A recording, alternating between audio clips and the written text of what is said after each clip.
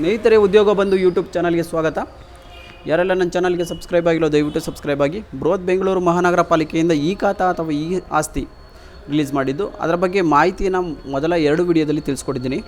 ಮೊದಲ ವಿಡಿಯೋದಲ್ಲಿ ಏನೆಲ್ಲ ದಾಖಲಾತಿ ಬೇಕು ಅನ್ನೋದ್ರ ಬಗ್ಗೆ ಮಾಹಿತಿನ ತಿಳಿಸ್ಕೊಟ್ಟಿದ್ದೀನಿ. ಹಾಗೂ 2ನೇ ವಿಡಿಯೋದಲ್ಲಿ ಹೇಗೆ ಅರ್ಜಿ ಸಲ್ಲಿಸೋದು ಅನ್ನೋದನ್ನು ಒಂದು ಶಾಂಪಲ್ ತೋರಿಸ್ಕೊಟ್ಟಿದ್ದೀನಿ ನಿಮಗೆ. 2004 ನಂತರ ರಿಜಿಸ್ಟ್ರೇಷನ್ ಆಗಿದ್ದು, 2004ಗಿಂತ ಹಿಂದೆ ರಿಜಿಸ್ಟ್ರೇಷನ್ ಆಗಿದ್ದು ಹೇಗೆ ಅನ್ನೋದ್ರ ಬಗ್ಗೆ ಸಂಕ್ಷಿಪ್ತವಾಗಿ ಅದರಲ್ಲಿ ತಿಳಿಸ್ಕೊಟ್ಟಿದ್ದೀನಿ. ಹಾಗೆ ಅದರಲ್ಲಿ ಡ್ರಾಫ್ಟ್ ಖಾತಾವನ್ನು ಹುಡುಕಿ ಫೈನಲ್ ಖಾತಾ ಪಡೆಯೋದು ಹೇಗೆ ಅನ್ನೋದ್ರ ಬಗ್ಗೆ ಮಾಹಿತಿನ ತಿಳಿಸ್ಕೊಟ್ಟಿರಲ್ಲ, ಅದ್ರ ಬಗ್ಗೆ ಮಾಹಿತಿನ ತಿಳಿಸ್ಕೊಡ್ತೀನಿ. ಮೊದಲಿಗೆ ಈ ಆಸ್ತಿ ಅನ್ನೋದನ್ನು ಕ್ಲಿಕ್ ಮಾಡಬೇಕಾಗತ್ತೆ. ಇಲ್ಲಿ ನೋಡಿ, bbmp.east.karnataka.gov.in ವೆಬ್ಸೈಟ್ ಕ್ಲಿಕ್ ಮಾಡಬೇಕು. ಕ್ಲಿಕ್ ಮಾಡಿದ್ರೆ ಈ ರೀತಿಯಾದ ವೆಬ್ಸೈಟ್ ಓಪನ್ ಆಗುತ್ತೆ. ಇಲ್ಲಿ ಮೊಬೈಲ್ ನಂಬರ್ ಎಂಟ್ರಿ ಮಾಡಿ, ನಿಮ್ಮ ಮೊಬೈಲ್ ನಂಬರ್, ಆಧಾರ್ ಕಾರ್ಡ್ ಕೊಟ್ಟರೆ ಮೊಬೈಲ್ ನಂಬರ್ ಕೂಡ ಕೊಟ್ಟರೆ ಒಳ್ಳೆಯದು. ನಂತರ OTP ಪಡೆಯಿರಿ. OTP ಹಾಕಿ ಕ್ಯಾಪ್ಚರ್ ಐಡಿ ಹಾಕಿ ಲಾಗಿನ್ ಮಾಡಿ. ಲಾಗಿನ್ ಮಾಡಿದ ತಕ್ಷಣ ಈ ರೀತಿಯಾದ ಪೇಜ್ ಓಪನ್ ಆಗುತ್ತೆ. ಇಲ್ಲಿಗೆ ನಿಮ್ಗೆ ಯಾವ ವಾರ್ಡ್ ಬೇಕೋ ಅದನ್ನು ಸೆಲೆಕ್ಟ್ ಮಾಡ್ಕೊಬೋದು. ಆಪ್ಷನ್ಸ್ ಇರುತ್ತೆ ಇಲ್ಲಿ. ನಾನು ಎಕ್ಸಾಂಪಲ್ ಈ ವಾರ್ಡನ್ನ ಯಲಹಂಕ ಅನ್ನೋದನ್ನು ತೊಗೊಂಡಿದ್ದೀನಿ. ವಾರ್ಡ್ ನಂಬರ್ ಕೆಂಪೇಗೌಡ ವಾರ್ಡ್ ಅನ್ನೋದ್ರ ಬಗ್ಗೆ ಮಾಹಿತಿನ ಕೊಡ್ತಾಯಿದ್ದೀನಿ. ಎಕ್ಸಾಂಪಲ್ ಈ ರೀತಿಯಾಗಿ 5 ಆಪ್ಷನ್ಸ್ ಇರುತ್ತೆ. ನೀವು ಡ್ರಾಫ್ಟ್ ಖಾತಾನ ಹುಡ್ಕೋದಕ್ಕೆ, ನಿಮ್ಮ ಹೆಸರು, ನಿಮ್ಮ ಆಸ್ತಿಯ ವಿಳಾಸವನ್ನು ಹುಡ್ಕೋದಕ್ಕೆ. ಏಕೆಂದರೆ ತುಂಬ ಆಸ್ತಿಗಳು ಇರೋದ್ರಿಂದ ಇಲ್ಲಿ ಈ ರೀತಿಯಾಗಿ 5 ಆಪ್ಷನ್ನ ಉಪಯೋಗಿಸ್ಕೊಂಡೇ ನೀವು ನೀವು ನಿಮ್ಮ ಡೀಟೇಲ್ಸನ್ನು ನೋಡಬೇಕಾಗತ್ತೆ. ಫೈನಲ್ ಖಾತಾನ ಅರ್ಜಿನ ಸಲ್ಲಿಸಬೇಕಾಗತ್ತೆ. ಮೊದಲಿಗೆ ಪ್ರಾಪರ್ಟಿ PID ನಂಬರ್ ಅಂತ ಕೂಡ ಕರೀತಾರೆ. ಇದು ಎಲ್ಲಿ ಸಿಗುತ್ತೆ ಅಂದರೆ ನಿಮ್ಮ ರಿಜಿಸ್ಟ್ರೇಷನ್ ಕಾಪಿಯಲ್ಲೂ ಕೂಡ ಇರುತ್ತೆ, ಮತ್ತು ಟ್ಯಾಕ್ಸ್ ರಿಸಿಪ್ಟಲ್ಲಿ ನಿಮ್ಮ ರೈಟ್ ಸೈಡಲ್ಲಿ ಪ್ರೆಸೆಂಟ್ ಟ್ಯಾಕ್ಸ್ ರಿಸಿಪ್ಟಲ್ಲಿ ಸಿಗುತ್ತೆ. ಅದನ್ನು ಎಂಟ್ರಿ ಮಾಡಿ ಸರ್ಚ್ ಅಂತ ಕ್ಲಿಕ್ ಮಾಡಿ. ತದನಂತರ ನಿಮಗೆ ನಿಮ್ಮ ದಾಖಲೆ ಇತ್ತು ಅಂದರೆ ತಕ್ಷಣವೇ ಸಿಗುತ್ತೆ. ಏಕೆಂದರೆ PID ನಂಬರ್ ಡಿಫ್ರೆಂಟ್ ಇರೋದ್ರಿಂದ ತಕ್ಷಣವೇ ಸಿಗುತ್ತೆ.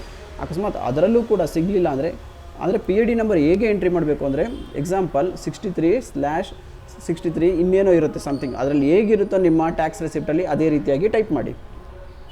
ಅದಕ್ಕೂ ಆಗಲಿಲ್ಲ ಅಂದರೆ ಓನರ್ ನೇಮ್, ಎಕ್ಸಾಂಪಲ್ ನವೀನ್ ಅಂದ್ಕೊಳ್ಳಿ.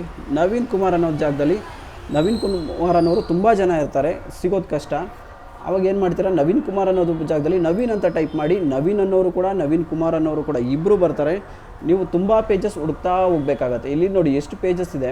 ಇಷ್ಟೊಂದು ಪೇಜಸ್ ಬರೋಲ್ಲ. ನವೀನ್ ಕುಮಾರ್ ಅನ್ನೋದಕ್ಕೆ ಒಂದು 30-40 ಆ ಥರ ಪೇಜಸ್ ಇರುತ್ತೆ. ನೆಕ್ಸ್ಟ್ ಕ್ಲಿಕ್ ಮಾಡ್ತಾ ಹೋದರೆ ನಿಮ್ಮ ಡೀಟೇಲ್ಸ್ ನಿಮಗೆ ಸಿಕ್ಬಿಡುತ್ತೆ. ಹಾಗೂ ಆಗಲಿಲ್ಲ ಅಂದರೆ ಅಸೆಸ್ಮೆಂಟ್ ನಂಬರ್ ಅಂದರೆ ನಿಮ್ಮ ಇದಾಗುತ್ತೆ. ರಿಜಿಸ್ಟ್ರೇಷನ್ ನಂಬರ್ ಇರುತ್ತೆ ನೋಡಿ, ಸೈಟ್ ನಂಬರ್ ಆಗಲಿ, ಇಲ್ಲ ನಿಮ್ಮ ರಿಜಿಸ್ಟ್ರೇಷನ್ ಕಾಪಿಯಲ್ಲಿ ಪ್ರಿಂಟ್ ಆಗಿರುತ್ತೆ ಅಸೆಸ್ಮೆಂಟ್ ನಂಬರ್ ಅಂತ ಆಗಲಿ, ಅದಾದರೂ ಆಗುತ್ತೆ, ಇಲ್ಲ ಸೈಟ್ ನಂಬರ್ ಆದರೂ ಆಗುತ್ತೆ.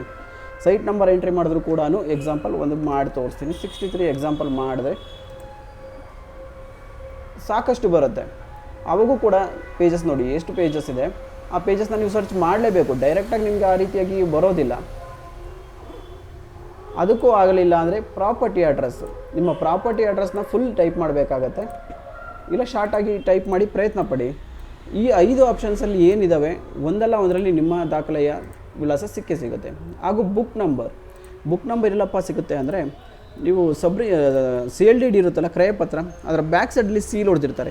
ಅದರಲ್ಲಿ ಬುಕ್ ನಂಬರ್ ಅಂತ ಪ್ರಿಂಟ್ ಆಗಿರ್ತಾರೆ. ಸೀಲ್ ಹೊಡೆದು ಅದು ನಂಬರಲ್ಲಿ ಬರೆದಿರ್ತಾರೆ.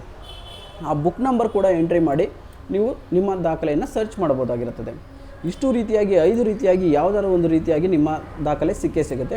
ಅಕಸ್ಮಾತ್ ಏನೋ ಸಿಗಲಿಲ್ಲ ಅಂದರೆ ನಿಮ್ಮ ಡೀಟೇಲ್ಸ್ ಇನ್ನೂ ಅಪ್ಡೇಟ್ ಆಗಿರೋದಿಲ್ಲ, ಸ್ವಲ್ಪ ಸಮಯ ತೆಗೆದುಕೊಳ್ಳುತ್ತೆ ಅಂತ ಹೇಳಿದ್ದಾರೆ. ಆಗುತ್ತೆ, ವೆಯ್ಟ್ ಮಾಡಿ ನೋಡಿ.